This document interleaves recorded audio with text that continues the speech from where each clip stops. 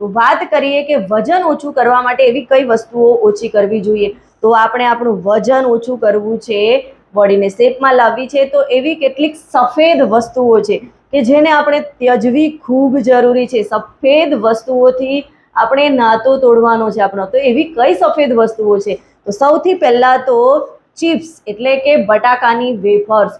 બટાકાની વેફર્સ, કેમ કે બટાકા આમ બી દેખાવામાં આપણને સફેદ જ દેખાય છે.